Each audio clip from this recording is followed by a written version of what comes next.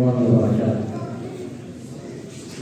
الحمد لله نحمده ونصلي على رسوله الكريم.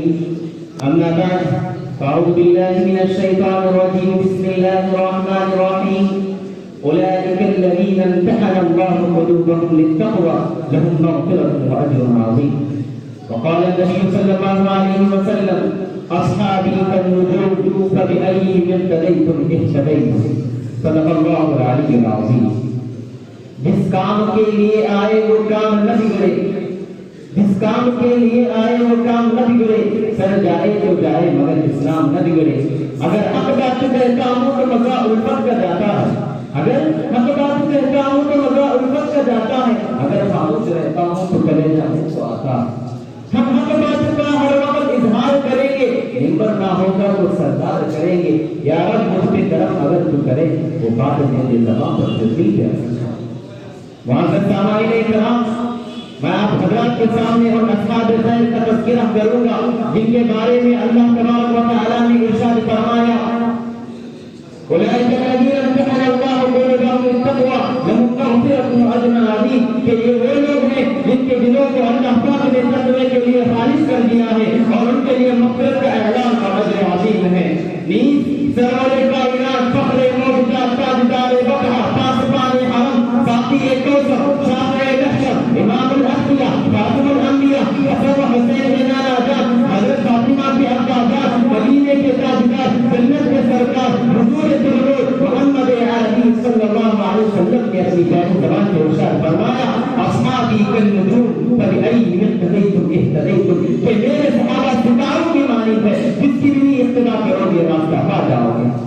دوستو، خالق السماوات والارض کا یہ دستور رہا ہے کہ جب جب بھی انسانوں کے اندر بگاڑ پیدا ہوگا ان کی رزق و ہدایت کے لیے انبیاء علیہ السلام کو دنیا میں بھیجتا رہا. چنانچہ آدم علیہ السلام کو بھیجا، شیس علیہ السلام کو بھیجا، نوح علیہ السلام کو بھیجا، موسیٰ علیہ السلام کو بھیجا، عیسیٰ علیہ السلام کو بھیجا. کم و بیش 1,24,000 انبیاء علیہ السلام کو دنیا میں بھیجا.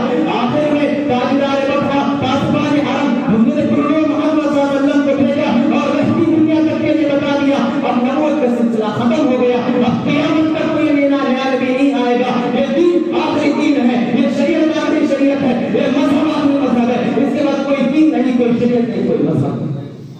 یہی وجہ ہے کہ اس دین کی سربلندی اور اس کی حفاظت کے لیے صحابہ کو مقدس دین کو اللہ تعالیٰ نے چنا تھا، جسے مذہب اسلام کے لیے کتنی قربانیاں پیش کی. میرے دوستوں، یہ وہ صحابہ ہیں جنہوں نے حسن خدا وزیر پیغام محمد صلی اللہ علیہ وسلم بیان کرنے کے لیے اپنی گردنیں کٹا دی تھی. یہ وہ صحابہ ہیں جنہوں نے عورتوں کو بیوہ، بچوں کو یتیم کر دیا تھا. یہ وہ صحابہ ہیں جنہوں نے ہمیشہ دنیا پر آخرت کو ترجیح دی.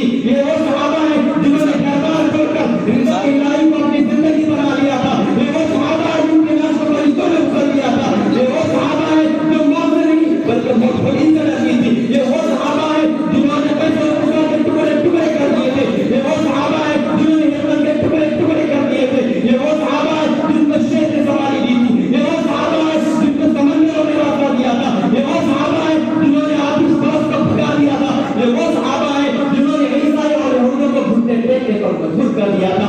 یہ وہ صحابہ ہیں جنہوں نے مدینے سے لے کر کراچی تک اسلام کا جھنڈا لہرا دیا تھا. یہ وہ صحابہ ہیں مکے سے لے کر پرتگال تک اسلام کا جھنڈا لہرا دیا تھا. یہ وہ صحابہ ہیں یمن، حجاز اور ہندوستان تک اسلام کا جھنڈا لہرا دیا تھا. یہ وہ صحابہ ہیں جنہوں نے دل پر بستر باندھے تھے. یہ وہ صحابہ ہیں جنہوں نے خندقیں کھودی تھی. یہ وہ صحابہ ہیں جنہوں نے جنگ بدر لڑی تھی. یہ وہ صحابہ ہیں جنہوں نے جنگ احد لڑی تھی. یہ وہ صحابہ ہیں جنہوں نے جنگ تبوک لڑی تھی. یہ وہ صحابہ ہیں جنہوں نے جنگ حنین لڑی تھی. یہ وہ صحابہ ہیں جنہوں نے جنگ خیبر لڑی تھی.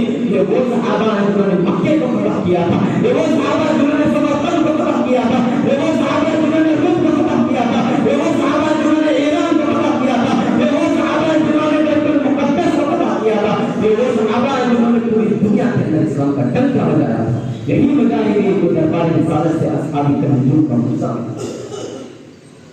مگر اے مذہب اسلام کے سچے سپاہیوں، حضور درود محمد عربی صلی اللہ علیہ وسلم آج سے 1450 سال پہلے ہی ارشاد فرمایا تھا کہ میری امت 73 فرقوں میں تقسیم ہوگی، ہر فرقہ ناری اور جہنمی ہوگا، لیکن ایک فرقہ وہ ہوگا جو نجات پانے والا ہوگا، نجات پانے والا فرقہ وہ ہوگا جو میرے اور میرے صحابہ کے نقش قدم پر گامزن ہوگا۔ دور حاضر کی نگاہوں نے دیکھ لیا کہ محسن انسانیت صلی اللہ علیہ وسلم کی وہ پیشن گوئیاں جو حد بحد بلال انسانی کو رہی ہے، کوئی تقریر کے عدم جواب کا قائل ہے، کوئی عظمت انبیاء پر ناپاک حملہ کر رہا ہے، کوئی قرآن کی تحریر کا قائل ہے، کوئی حدیث کا منکر ہے، کوئی صحابہ کے دامن کو داغدار بنا رہا ہے، کوئی عمل کے عزت پر حملہ کر رہا ہے، کوئی عمل کی ذات پر حملہ کر رہا ہے، کوئی عثمان غنی جو عثمان غنی کے عزت کو داغدار بنا رہا ہے، کوئی علی و معاویہ کے شان میں پھپڑ رہا ہے۔ ارے وہ عثمان غنی، وہ عثمان غنی جو صحابی رسول تھے، وہ عثمان غنی جو صحابی رسول تھے، خلیفہ رسول تھے، دامان رسول تھے، وہ عثمان غنی جو جامع القرآن تھے، وہ عثمان غنی جو ذکر العین تھے، اور وہ کون علی؟ وہ علی جو حیدر کرار تھے، وہ علی جو دامان رسول تھے، وہ علی جو شیر خدا تھے، وہ علی جو فاتح خیبر تھے۔ میں پوچھنا چاہتا ہوں برائی کرنے والے مرنی چور سے بتاؤ اسلام کے لیے کس نے قربانی کی؟ میں اپنی بات کو خون دیے بغیر کہنا چاہتا ہوں مسلمانوں یاد رکھو صحابہ اکرام کی برائی کرنا سعادت ہے، صحابہ اکرام کی برائی کرنا گمراہی ہے، صحابہ اکرام کی برائی کرنا تباہی ہے، صحابہ اکرام کی برائی کرنا بربادی ہے۔ تو دوستو آئیے ہم سب مل کر پختہ عزم کرتے ہیں کہ ہم صحابہ کی تقدس کی پامال کریں گے، مذہب اسلام کی پابندی کریں گے، مذہب اسلام کو پھیلانے کے لیے ہم سب دین کا ساتھ دیں گے، اور صحابہ اکرام رضی اللہ عنہم اجمعین نے جس راستے پر چلا ہے وہ راستے پر ہم بھی چلیں گے۔ اللہ تعالیٰ سے دعا فرمائے اللہ تعالیٰ ہم سب کو کہنے سننے سے زیادہ عمل کرنے کی توفیق نصیب فرمائے، اور اللہ تعالیٰ میں ایمان اور یقین نصیب فرمائے۔